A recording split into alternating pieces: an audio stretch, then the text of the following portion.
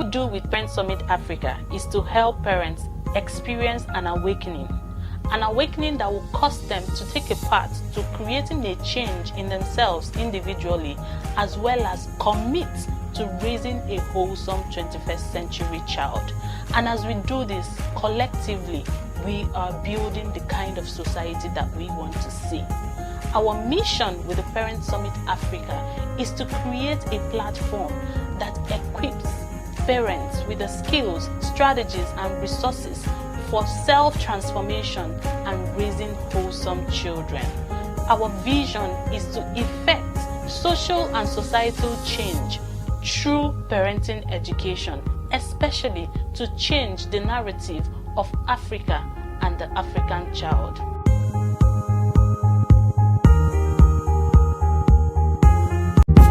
Hi, my name is Vivian Okoye.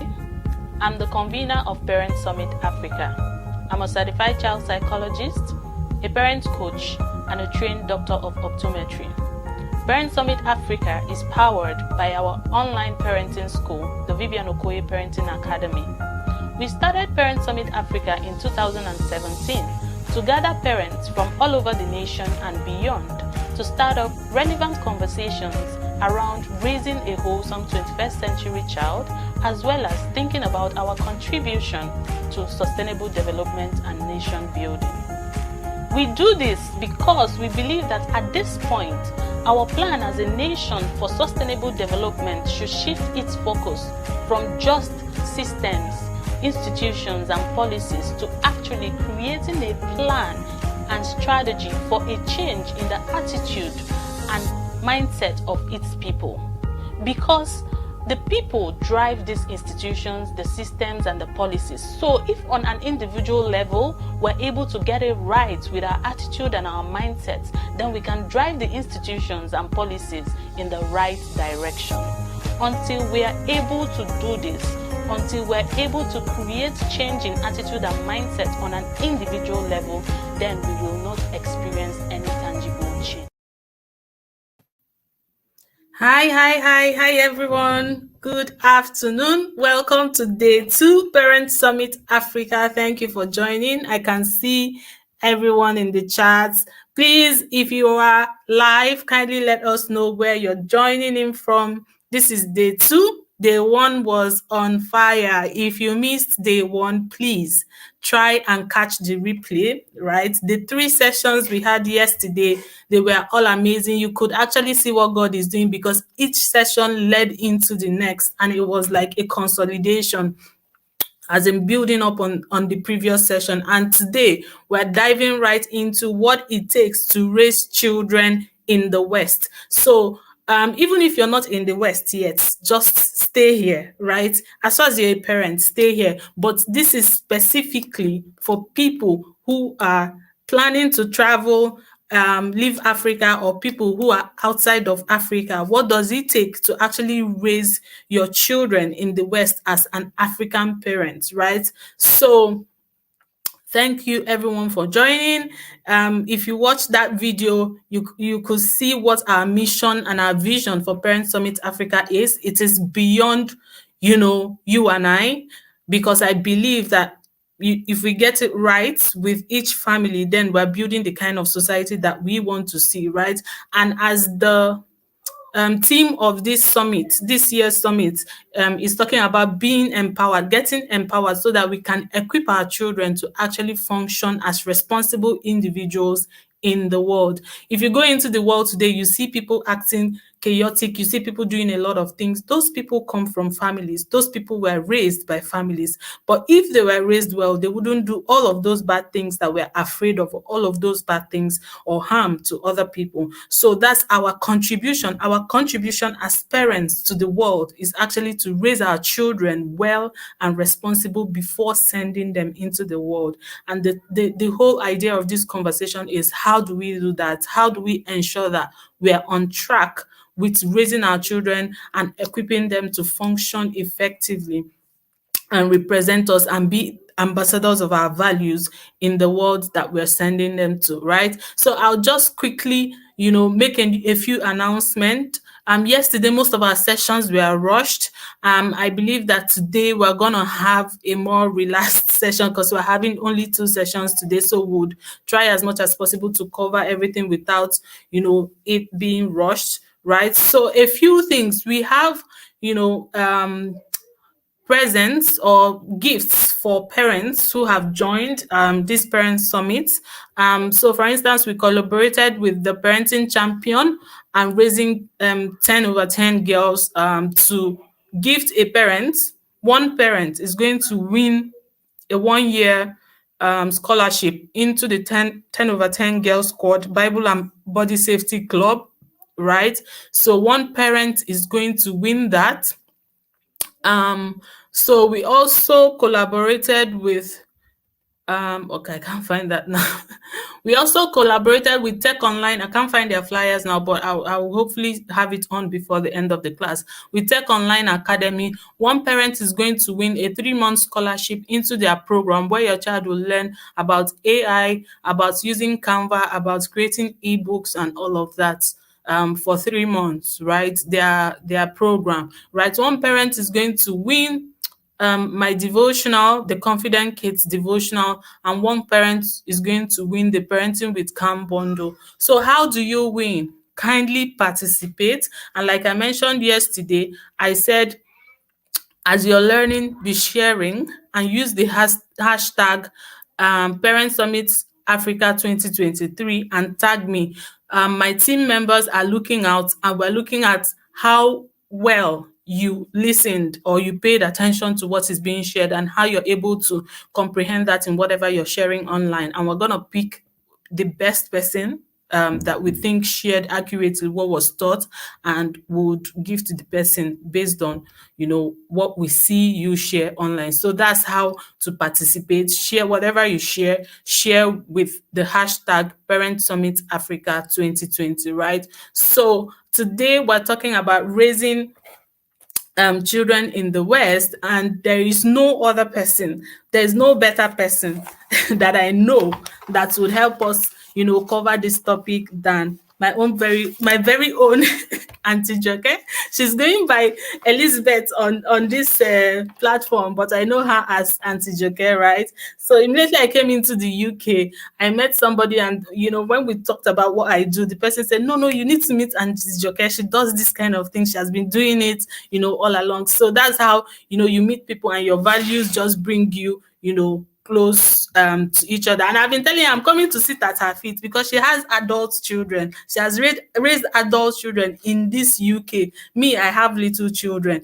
Me, I'm not ashamed of learning. Do you get? So anywhere I see knowledge, I'll pursue it. So there is no end to learning. Anywhere I see anybody doing the right thing, especially with this parenting, anywhere I see anybody doing the right thing, I'm going to ask all the questions I have. I'm going to sit at the person's feet. I'm going to understand what they did to achieve what I have seen them achieve, right? So that's why I'm bringing Auntie Joke. And besides having her own children who are adults that she has raised, she's also, in a church where, as a pastor in a church, people come to you, you see children, especially she's pastoring the junior church. So you see children, you help children. It gives you insight into a lot of the challenges that children face, right?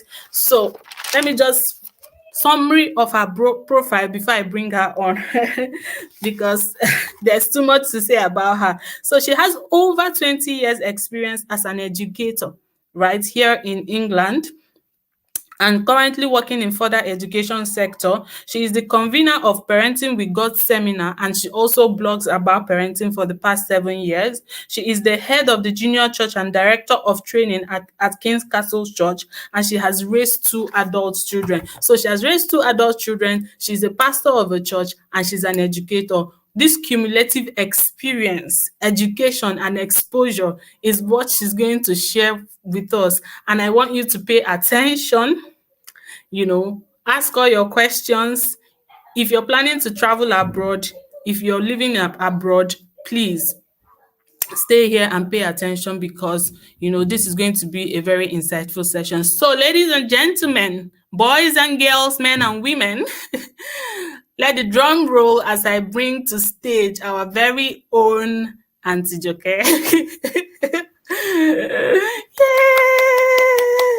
Hello, Oh, everyone. Thank you so much. Thank you. Thank you, Dr. Vivian. Can you hear me loud and clear? yes, I can hear you like Oh, that. fantastic. Mm. Fantastic. Thank you so much. I mean, with all you were saying, I was actually wondering whether it was me or I need to look around me if it was about somebody else. But thank you so much. It's been such a joy knowing you. And I think I'm not going to spend too much time talking. We'll go into it. But I'm first of all going to say thank you to Dr. Vivian for this platform. That's the first thing I'm going to say. So thank you for this. We live in, like she said, chaotic times. So anything that is actually targeting families at this time is really a blessing and it's a breath of fresh air. So thank you so much for organizing this. And I have to, say kudos to the people who spoke yesterday. All three sessions were actually really, really powerful. So thank you. If you didn't attend yesterday, please go back and watch them. Even as a mom of two adult children, I learned from every single one of those sessions. So they were not a waste. So they are really, really important. They are to help us to be empowered. And yes, thank you very much. Yes, I'm a parent of two adult children, like she has said about me.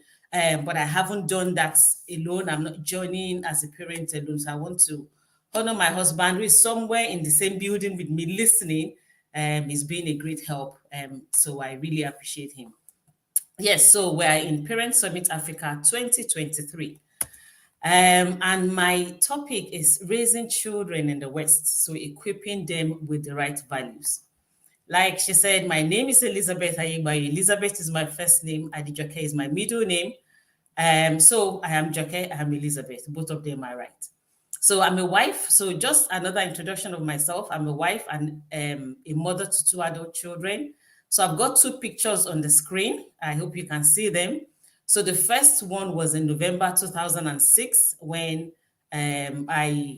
just a couple of months after relocating to the United Kingdom.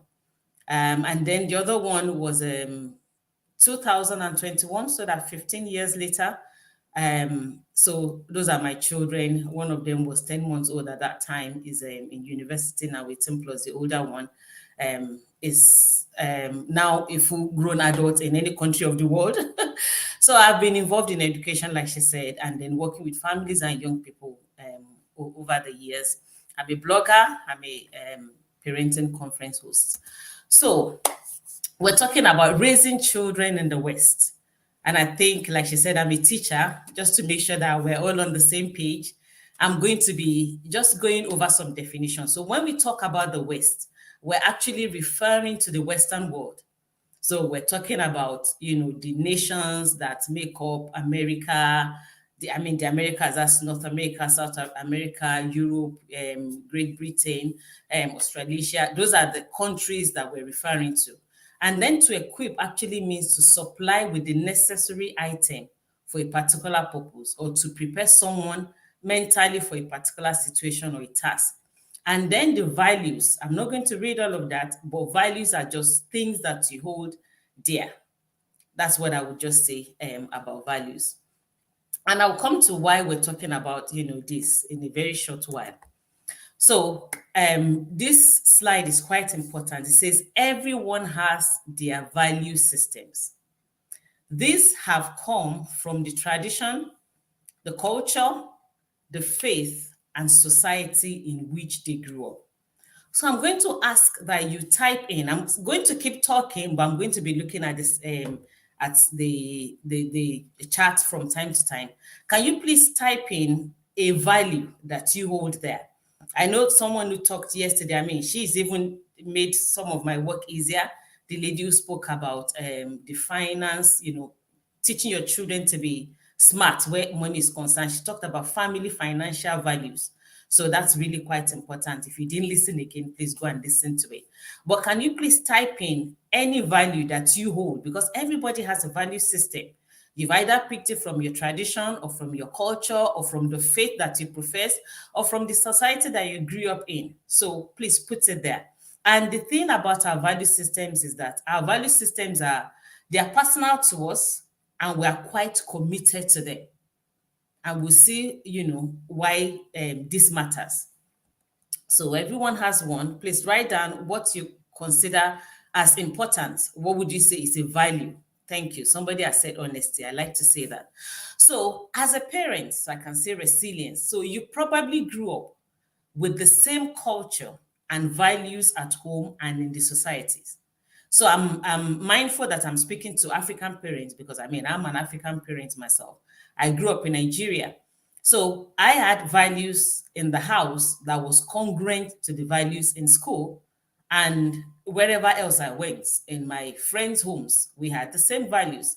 Hardworking, thank you, Luabu Sayomi. So you've had your values for decades. I mean, you might be in your 20s, 30s, 40s, 50s, yes, honesty, commitment. So you've had these values, you've lived with them all over these years, and you've never really questioned them, because it's like you're questioning who you are, your values, you are so attached to your values. So you have never really questioned them. And you intend, as a good parent, to pass on your values to your children. That's laudable. And that's, of course, achievable. So it's a fantastic thing. You have these values, you believe they are the things that have helped you to become who you are, and then you want to pass them on to your children. And that's fantastic. That's good. So, yes, giving thanks or gratitude, being grateful, yeah, that's a good value that you want to pass on.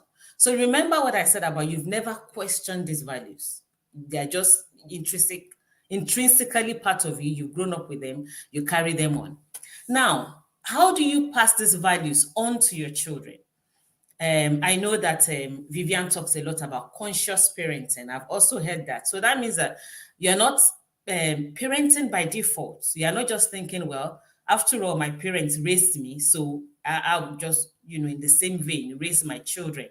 That would not be right, because that would be like unconsciously, you just feel that everything will just happen. No. So how do you pass these values along? So the first thing is decide your family values. So every family should have their family values. You should have like your vision and mission statement, and your values should be clear. You should be explicit about these values. The reason why you have these values, because they form the foundation of your parenting. You should not parent out of your values. And don't let your children think you're making things up as you're going along. Thank you, Veronica. I can say perseverance. So decide what they are. Be clear and explicit about these values. Make sure that they are not ambiguous. Make sure that they are not vague. You need to make them plain. You need to make them visible. You need to be vocal about them. So consciously pass them on. Do it verbally, and then do it with your lifestyle, because that's the only way you can make sure that your children get these values. And like I said, if you would actually take, yes, thank you, Deliela, for integrity. Yes, that's a value that you hold there. And if you would actually think back, the values that you inculcate, the values that you live by, I'm sure you can probably remember how your parents helped you to get those values, or your uncles and aunties and the people around you that surrounded you, how they help you imbibe those values, either through the stories they told you, either through some explicit explanations, either when you did something wrong and they had to correct you and they brought in those values. But they were clear about them. So it was easy for you to take them on and then run with them. Yes, I can see, thank you, Gurala. Yes, strong spiritual life and then loving humanity. Fantastic. Thank you. Living purposefully. Thank you for all those values. Now I've put up some examples of this. I've tagged these ones moral values. And I would say most of these really are universal values. But what I've found in my own experience, of raising my children here for more than 17 years now, is that sometimes the way these values are expressed differ from place to place. And some of these things are just the cultural differences. So, for example, respect is a universal value. I'm from the Southwest Nigeria, which is a Yoruba tribe, and we are quite big on respect. But I must also tell you that even though we're quite big on respect, all of it is not always authentic. Sometimes there's a bit of hypocrisy in our respect. You see people in front of them, you've greeted them nicely, you've behaved as if, you hold them in high esteem. And once they turn their back, you begin to talk in a derogatory manner about them. So when we are trying to imbibe these values, we've got to be careful of how we are passing them on to our children. We don't want to pass them on exactly the way they were handed out to us, especially if there are some negatives out of it. We need to be careful to sift and take them out. Now I'll come actually again to respect. So growing up, one of the things I learned in my culture is that to give an adult or anybody something with the left hand is disrespectful. Now, where I live in England, it's not disrespectful for a child to give something to an adult with the left hand. So, in the home, this is what we're teaching. But outside, the child is saying something different. And in instances like that, I'll still come to that. Then we see what we call maybe like a conflict of values, but I will come along to that. Now, one of the other things that we grew up when we were young was that if an adult is speaking to a child, then you should not look an adult straight in the eyes. It's seen as being disrespectful. So you kind of look down. But you don't do that in England. And I think in America as well, you don't do that. If somebody is talking to you, they expect you to look at them straight in the eyes. If you don't do that, they might think that, oh, maybe you've got something to hide.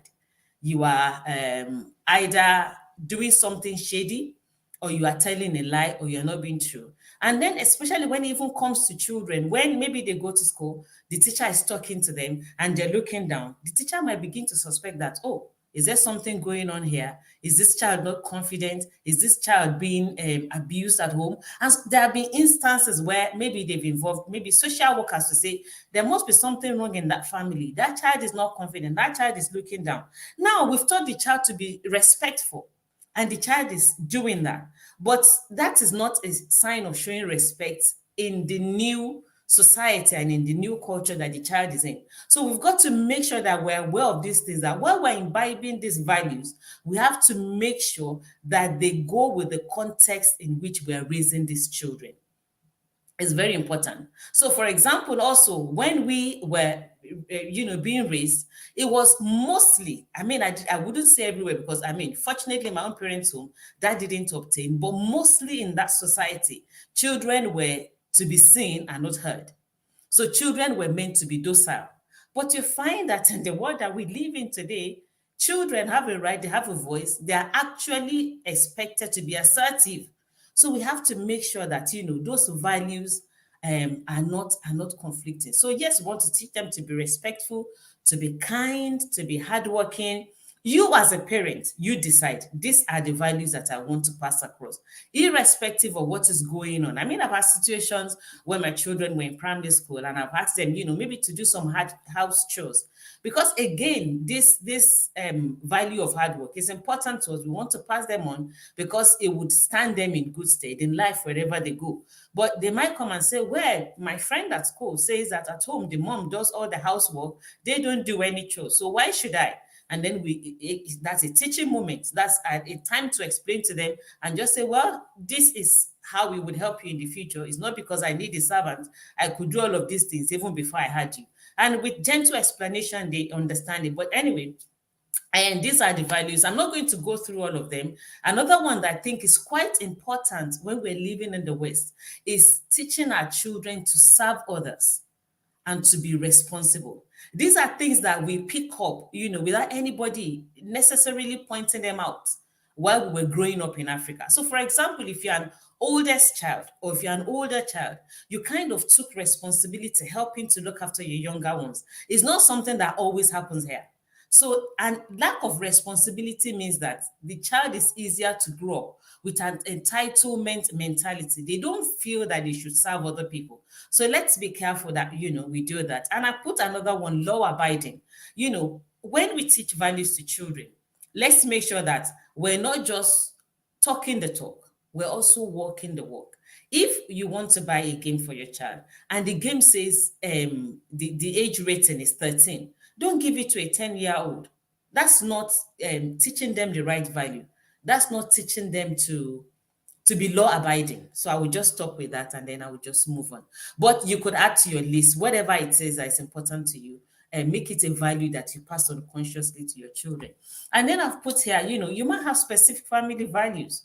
So your priority might be education. For a particular family, they might decide, well, we would want our children to have education up to maybe university level.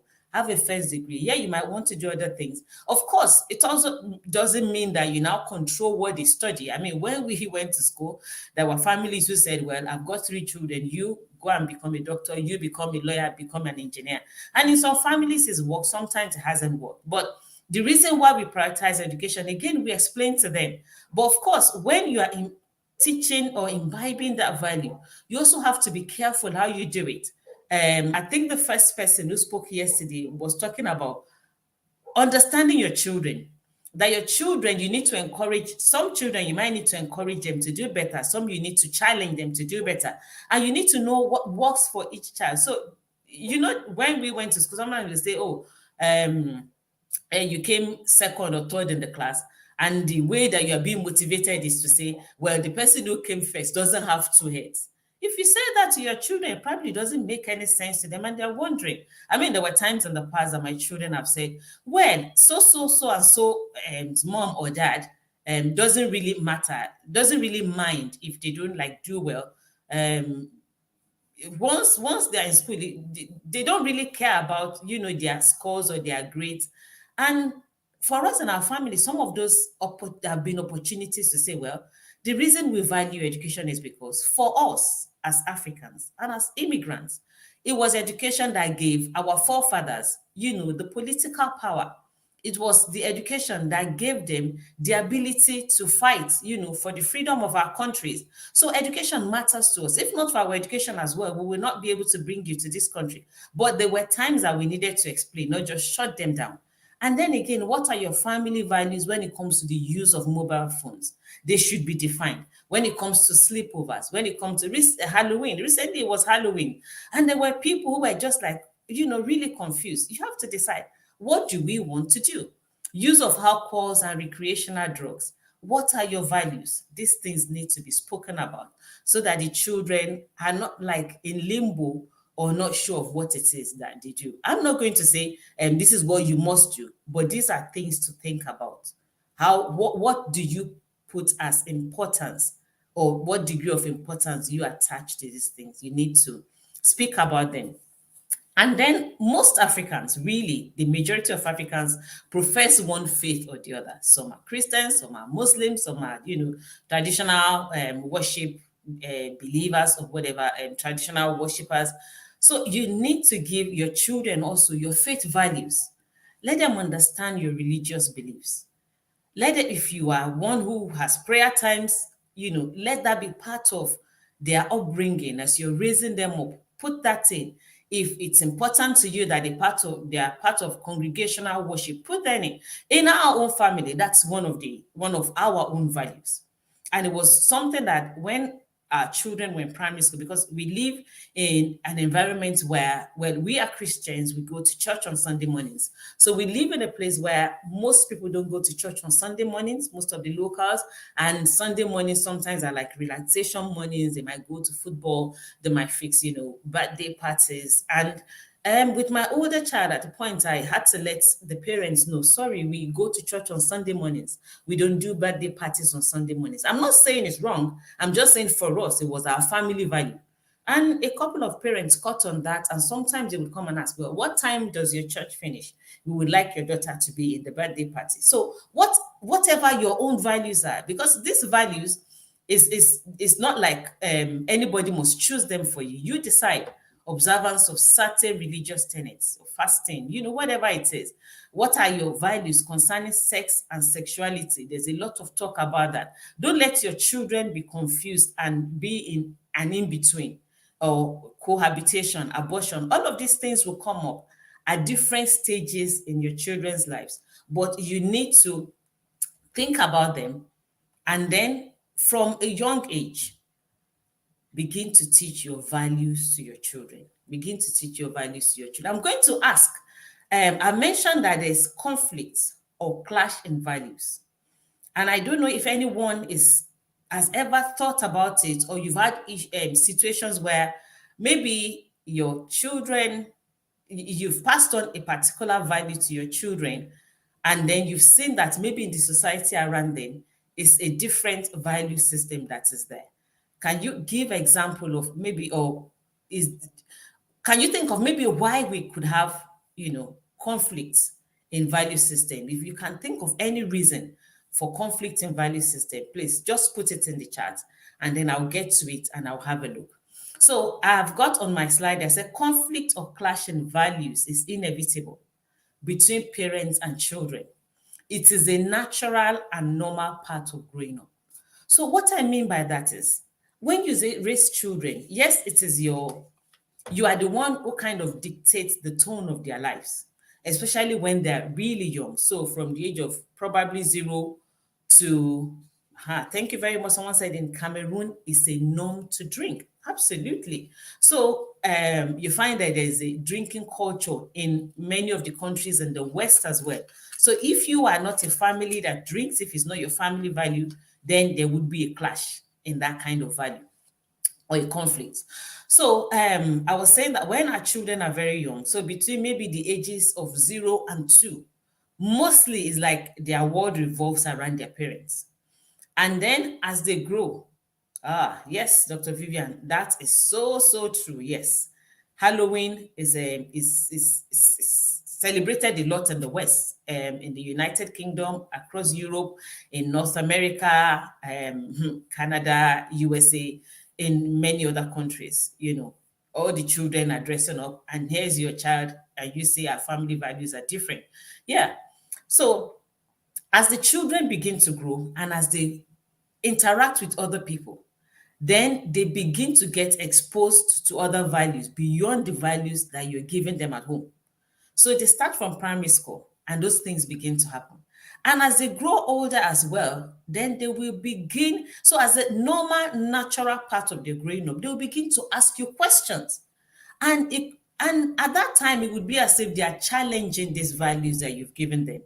And sometimes, yes, sleepover, that is another value that could bring about conflict. And as they grow up and as they are thinking about these values, they are beginning to ask questions. They are beginning to challenge the values that you've given them.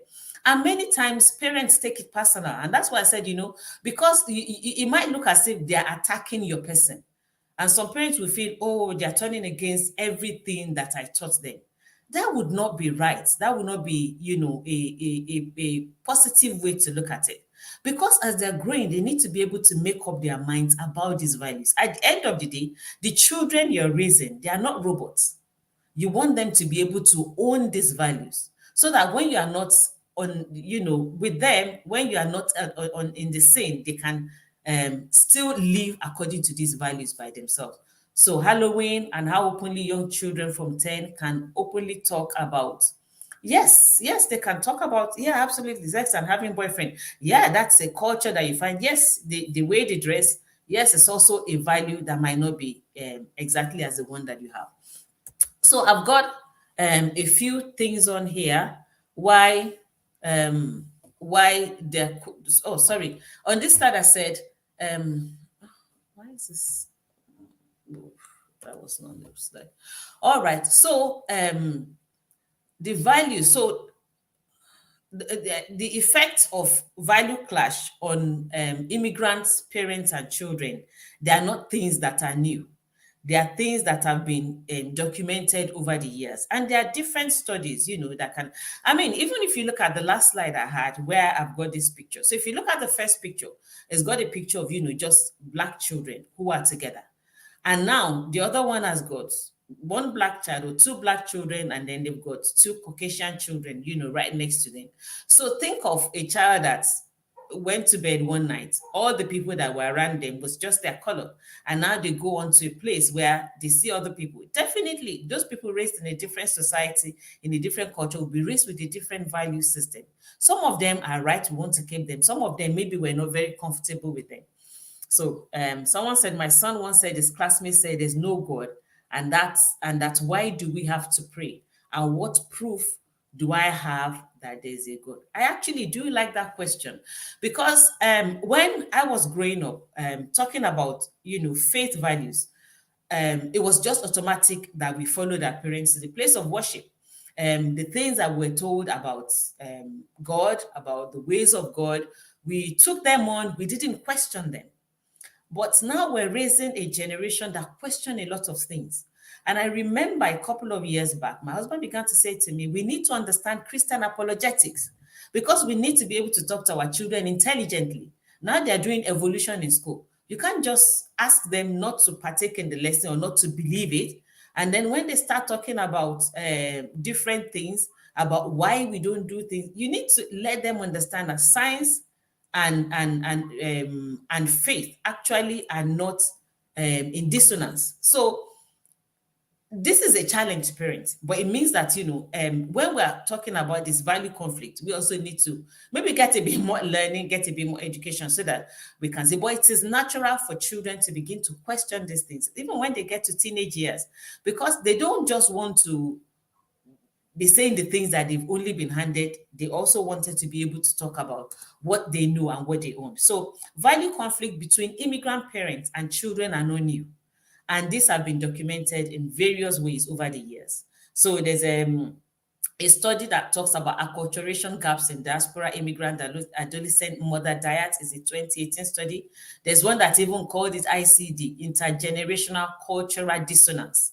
That's a 2008 study. And there's a fantastic book actually by an author who lives in America. It's called The Immigration Gap. It's talking about how to bridge the gap between the parents and their children. Because what you find is that as a parent, you are living in a different world from the one that your own child is growing up in. So I've got here. So I know I've talked about the values and there could be more. And I know that these values are important. Most of us will probably know the values I want our children to imbibe. And now we know how to imbibe them. But it's also important to understand that our values will clash. We need to be aware. We need to be prepared. So why would we have value clashes? So I said, the first one is a generational gap. A generational gap. So between every parent and child, there is at least 20 years. And if you think about what 20 years would translate to, is a world of change. So somebody actually said correctly that the world that parents group, well, at least parents of a certain, maybe if you're above 30 or 35, the world that you grew up in has disappeared. The world that your children are growing up in is different. And if we would be sincere, there are actually a number of values that are not just culture bound, that are time bound. So some things that mattered 20 years ago, now they don't matter. Some things that didn't matter 35 years ago, now they matter.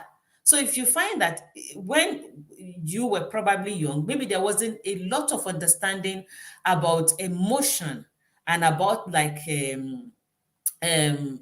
your emotional health, your mind, your things like that. Now there's a lot of talk about emotional intelligence and about how you talk to people, how you address people, how people can say, oh, this environment is toxic. So that generational gap, it means that the children are growing up in a different world and different experiences are shaping their lives.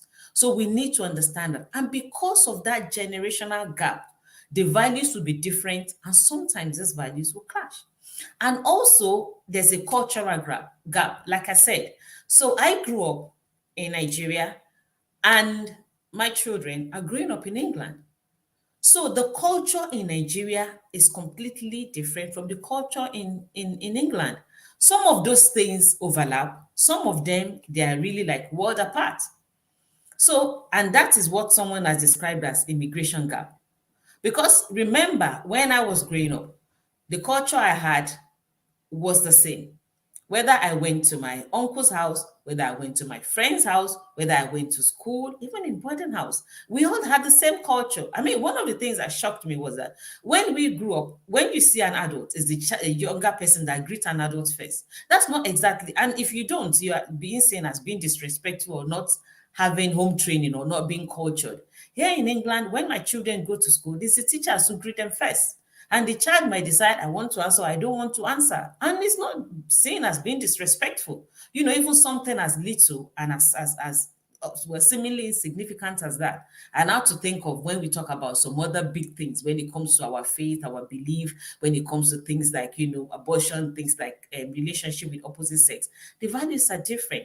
So someone said, my daughter gets to hear and dance to the kind of music that does not align to our family values. Again, so those are because her generation is different from yours, or because she's with people whose culture is different from yours. And then there's also what is called acculturation gap. Now I will describe what acculturation is. So when cultures collide, because there's something called culture collision. So when two cultures collide, there are two things that could happen. So the first one is assimilation. And what assimilation means is that a minority culture gets assimilated, or is like, well, it's absorbed into the majority culture. So that culture becomes extinct, it doesn't exist anymore. The other thing that could happen is what is called acculturation. So acculturation is a situation where the minority culture takes on certain elements of the majority culture, but it still keeps its core.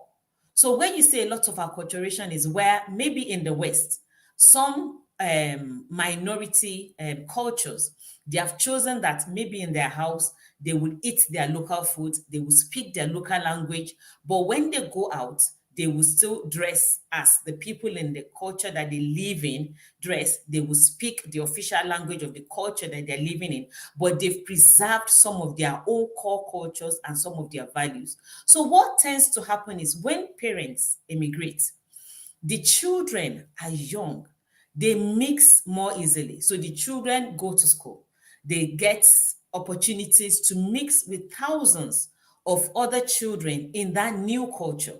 Imagine they start from primary to secondary to university, and they get opportunities to mix. So they quickly acculturate. But meanwhile, the parents, they would only form relationship with people who look like them. So they still eat the same food. They still keep the same people as their local culture. So you find that they are very slow at changing or being acculturated, if I could say it like that. So that can create a gap between the parents and the children. And again, that could cause a value clash. And then the final thing I'll put on here is the values at home versus the societal values. And I've given a couple of examples of how that could happen when this is what we do at home, but then this is what happens at school. I mean, a very good example is at Halloween. And it's important to understand that, yes, these things can happen. They have to be teaching moments. To think that they won't happen would be to deceive ourselves. But to understand that they will happen and to be ready to handle them right is what would help us. So I said when values clash. I said when because it's not if. The values will clash. Even if you are even for people who are just still living in Africa, who don't even plan to migrate or to go anywhere, there is already a generational gap between you and your child. So there will be value clashes. The things that matter to you probably don't matter to your children. Even if you, as an adult, think back to when you were growing up, there were times that your values clashed with your parents' values, because values are time bound as well. So there's that generational gap. The experiences are different to yours. So when your values clash, what do? The first thing, which I think is really, really key for many immigrant parents, is to empathize with your child. Empathize with, so means put yourself a little bit in their shoes and understand the conflict that they have. You grew up with your values. You knew these things, and you grew up in an environment where the values at home was congruent with the values in the society. So the teacher in the school wasn't saying something that was contrary to what was being, or they were not teaching or doing things that was different to what was in the house. But for these children, the challenge is there. They are taught to live according to a particular culture at home, and then they're expected to live with a different culture on the outside. So it's as if this child has to be two different people. And sometimes as parents, we don't really think about it.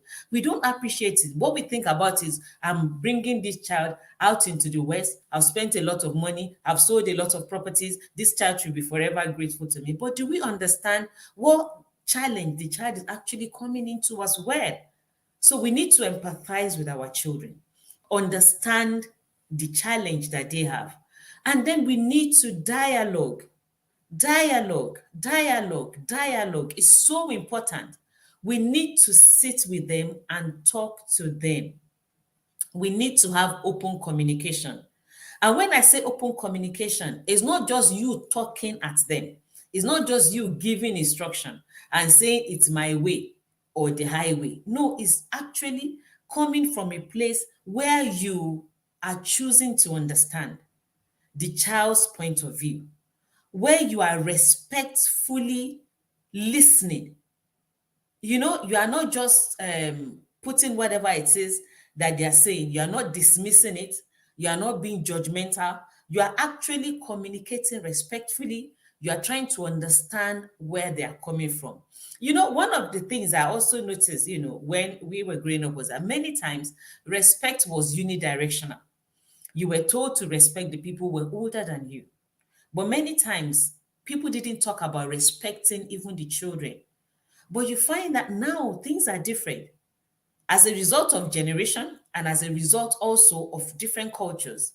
You understand now the importance of respect being reciprocal, because if you don't respect your child, it could affect your child's self-esteem. So when you respect your children, it helps build their confidence, helps to build their self-esteem. And that's what you want. So you need to dialogue, understand where that child is coming from, have open communication, have conversations that are respectful, be willing to listen actively and to understand, seek to understand, not to be judgmental, and don't be dismissive. And then the other thing is assess if the value is non-negotiable. Like we said, yes, there's some areas where you might think, okay, this one, all right, we say give something with left hand, receive something with left hand. I mean, that's not a biggie. It's not going to kill anybody if you give something with the left hand or you give it with the right hand. So I'm not going to insist anymore that because where I grew up, giving something with left hand, could get somebody a smack. Then no. Something like that it's not going to kill anybody. That's what I'm saying. So you need to assess this value that you're trying to insist on. Is it non-negotiable? There are some that are non-negotiable, but you need to know which one it is for you that you're not shifting ground on. And then when you find out, okay, some of these things there could be leeway, then find common grounds. Find common grounds when some of these value clashes. And then when you are having this conversation, understand that it's an opportunity to encourage critical thinking in your child. Yes, you cannot teach a child self-respect when you do not respect them yourself. Very important. Yes, so encourage critical thinking. Like I said, you don't want to raise a robot. You don't want to raise a child that cannot think for themselves. You don't want to raise a child that, sometimes I always say to people, you have to be careful when you're raising your children. You don't just say to them to obey every adult. Just say anyone who is older than you, just obey them. I think that's a recipe for disaster, because there are so many people who are older than them who don't have good at heart. So encourage. So this is an opportunity for them to reason, because yes, you want them to have the right values, but sometimes they might need to choose even between two values that might not be wrong. So you are teaching them our value is honesty, and I want you to always be honest. And then I want you to be respectful. Now they might get a job where the boss is maybe asking them to do something that is wrong. Yeah, they want to be respectful, but then you don't want them to now say because they are being respectful, they should go and sell their soul. You still want them to be honest, but you want them to be able to think by themselves. So don't discourage them. They just say, so when they ask you a question, so why should I do this? Because I said so, and because mommy said, because daddy said. You could have that maybe with a 2-year-old, but then as they're growing, you need to be able to engage them in that conversation. Let them be able to reason it, explain to them your own point of view. Let them explain their own and let them reason it together. And finally, I say set boundaries. You need to choose sometimes between values. You need to choose sometimes between values. It's not all the time that you say, okay, this is the value that we're adopting. And it's not all the time you say, okay, all the values that are out there, we must throw them all away. No, you need to have boundaries. Okay, this is where we shift ground. This is where we're not going to shift ground. And so bridging the gap. So I said there's a gap. So raising children without leading by example is falsehood and true deceit. Absolutely. Absolutely. So how do we bridge this gap? So either it's a whatever is bringing that culture conflict, how do we bridge it? So as a values should be taught and embedded against the backdrop of a close-knit family unit. Yesterday, I think the second session was talking about bonding with your children in their different phases of life. And that's so important. When there is a strong bond between the parent and the child will trust you. And that is how you even begin to sow the very first seeds of your value. That's how they accept it from you because they know it's coming from a loving place, it's coming from a place where they trust. So teaching this value should be against the backdrop of a close-knit family unit. And what I discover is that the West forces you to be close to your children if you will take advantage of it. Because yes, you might not have all the convenience and all the helps around that you would have in Nigeria. You don't have a driver, you don't have a housemate, you don't. So you are forced to be with your children all the time. And many people see it as a disadvantage, but we need to be able to see it as an opportunity for you to bond with them, to make that bond and to you to influence them at the very, very early stage before they begin to get all of this outside influence. So secondly, I said, recognize that your upbringing alone is not enough. Your upbringing alone is not enough.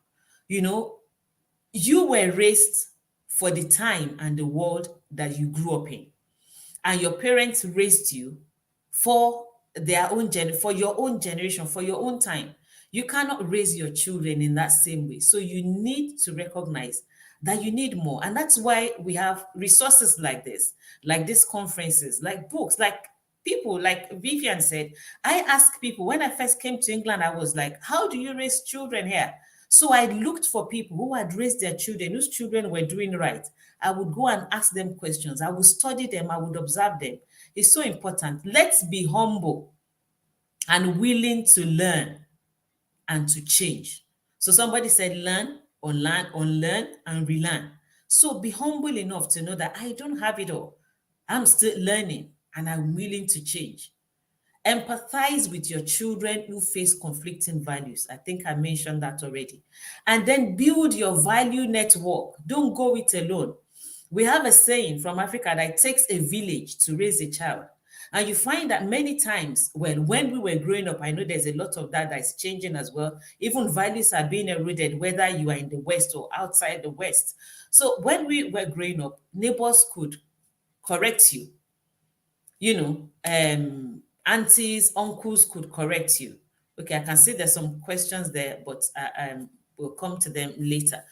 But now, sometimes people are against other people correcting their children.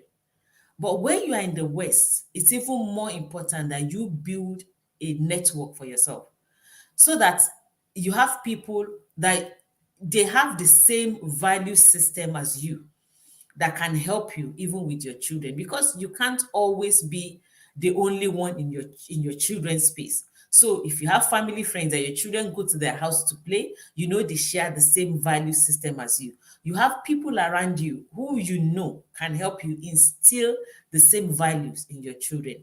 And these things, it doesn't happen by chance. You have to intentionally build your own village, your value network that helps you to raise these children. People who have similar values, whether they are faith values, whether they are cultural values, whether they are family values, or even your financial values. Make sure that you build it. Then understand that this will take time. The person talking yesterday about money as well said, you need to be patient, wear a heart of patience.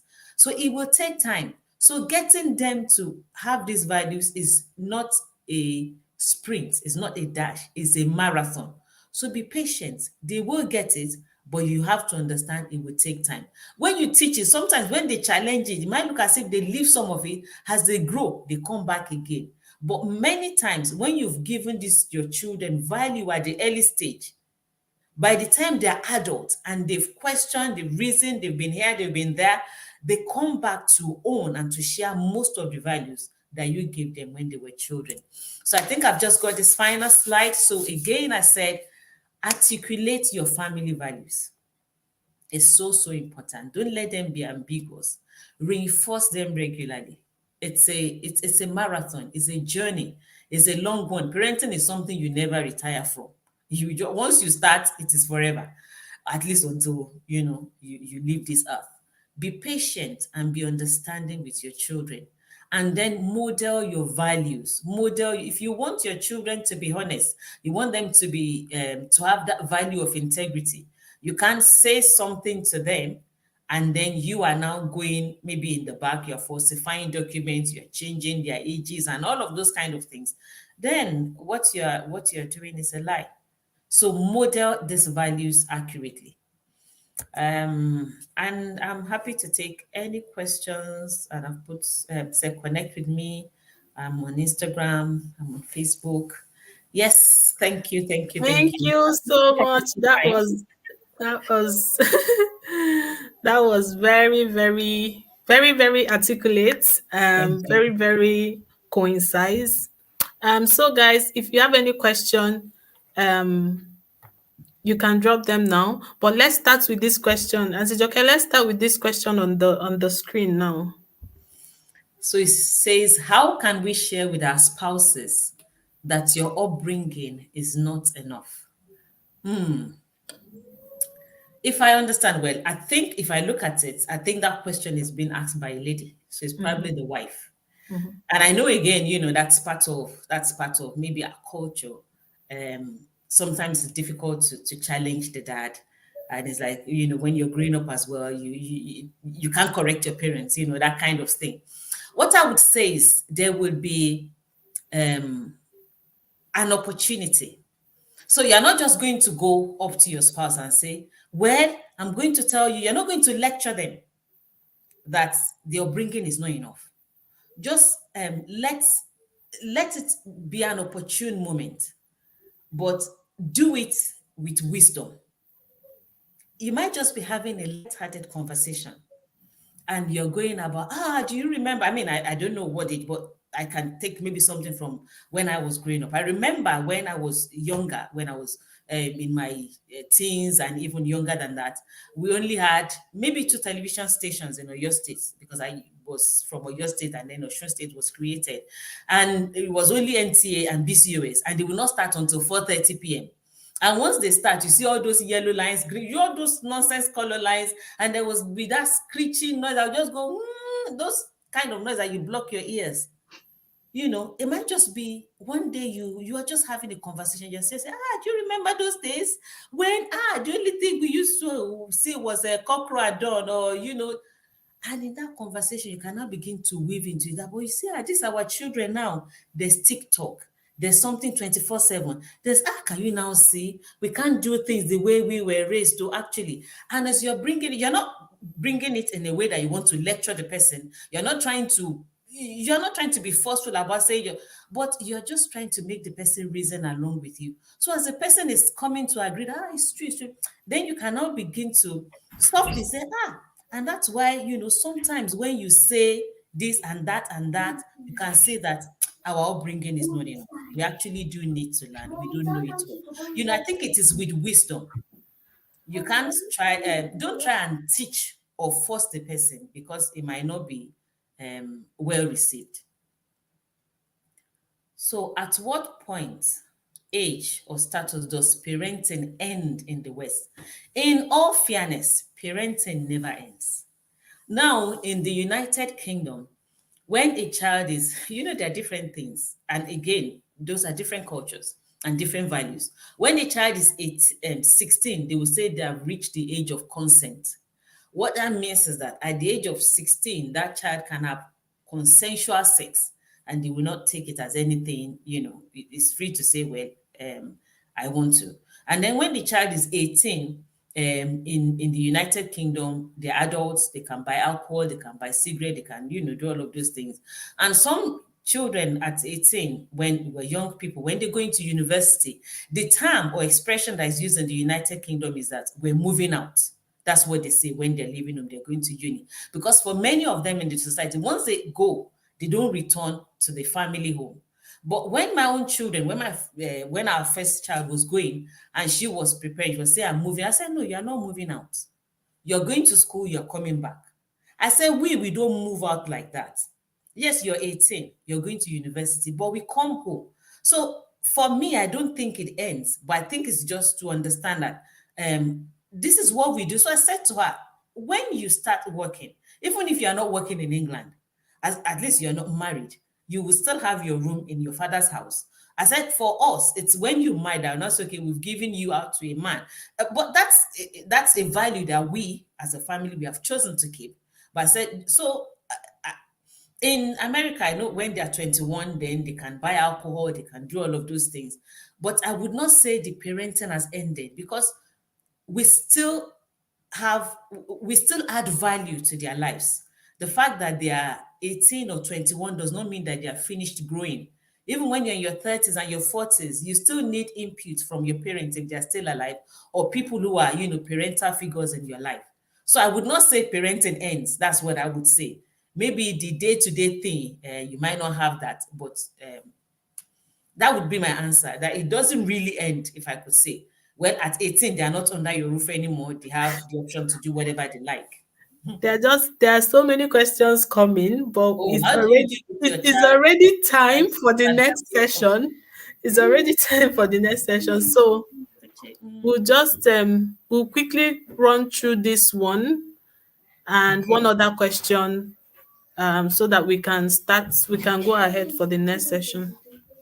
Okay, so when your child is disadvantaged or picked on because of their value system, so for example, we don't fight, we turn the other cheek, why they are being bullied at school. So it's important to, yes, we still don't fight, but of course, we don't teach our children also to become victims. So it's important that the child does not have a victim mentality. And then if there's anything that once it starts, we should immediately respond, because sometimes we don't respond quickly, because we also don't want to cause trouble. So if it's something that's starting in school, let's immediately go to school and begin to, ask questions about it. This has happened with my child. For example, in England, every school should have an anti-bullying policy. So if it comes to that, find out. It might be okay. First of all, go to the class teacher, find out what has happened, complain about it, see what is being done, but teach your child that the child is not a victim. And of course, yes, even though we don't fight, we still don't teach our children to become victims, and we don't also teach them to accept nonsense. What you won't do to your child should not accept it from anybody. If you won't call your child stupid, they should not let anybody call them stupid. That's what I would say. But don't tolerate it.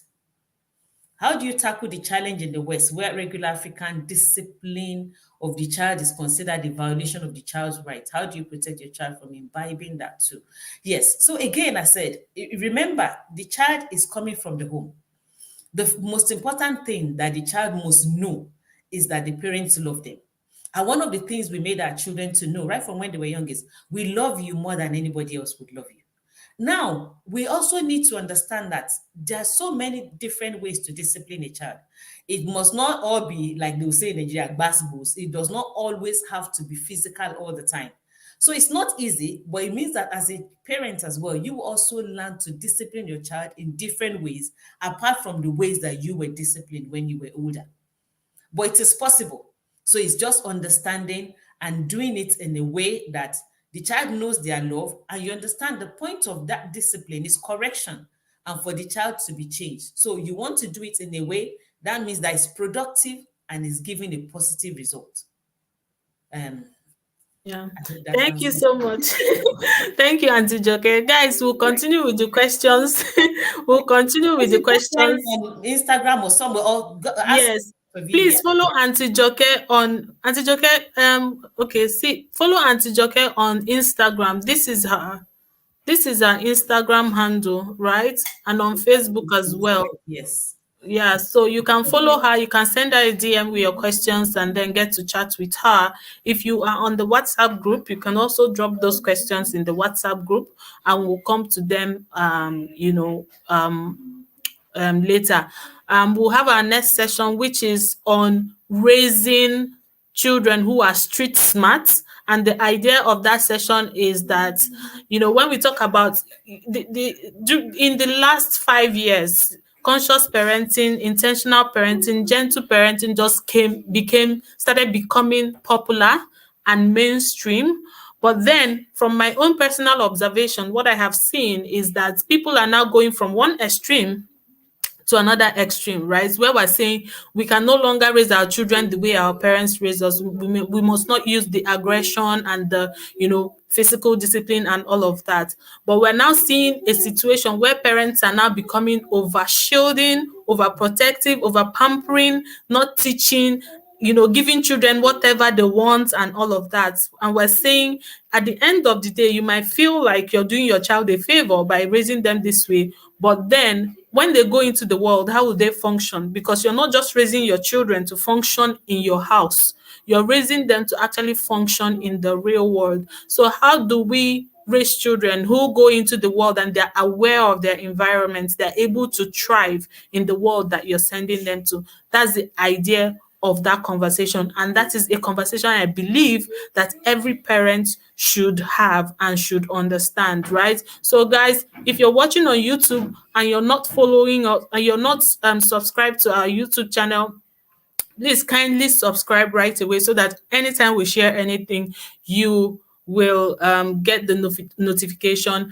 And if you didn't register, peradventure you just stumbled on this broadcast on Facebook and joined, or you stumbled on it because you're an old subscriber.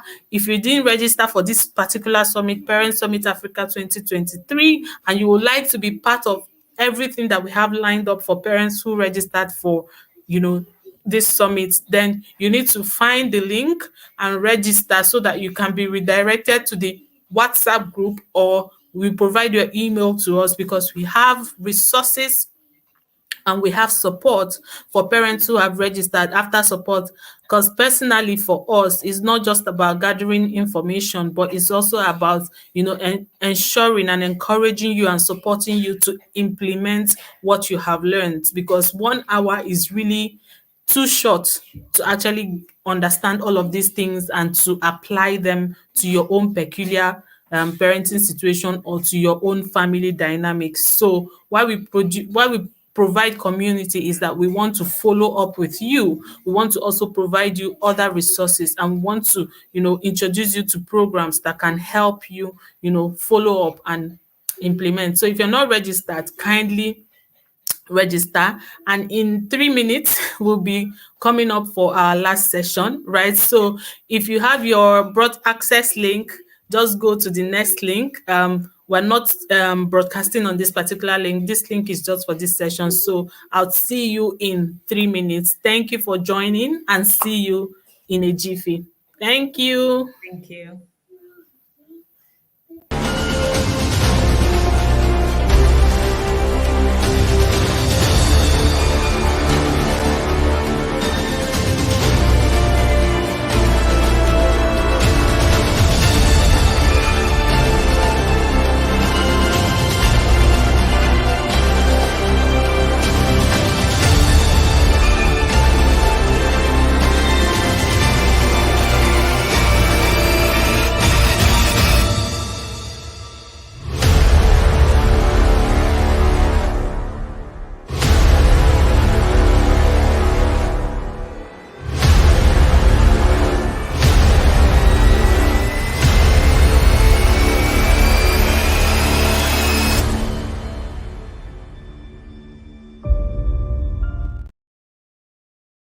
What we do with Parent Summit Africa is to help parents experience an awakening that will cause them to take a part to creating a change in themselves individually, as well as commit to raising a wholesome 21st century child. And as we do this collectively, we are building the kind of society that we want to see. Our mission with the Parent Summit Africa is to create a platform that equips parents with the skills, strategies, and resources for self-transformation and raising wholesome children. Our vision is to effect social and societal change through parenting education, especially to change the narrative of Africa and the African child.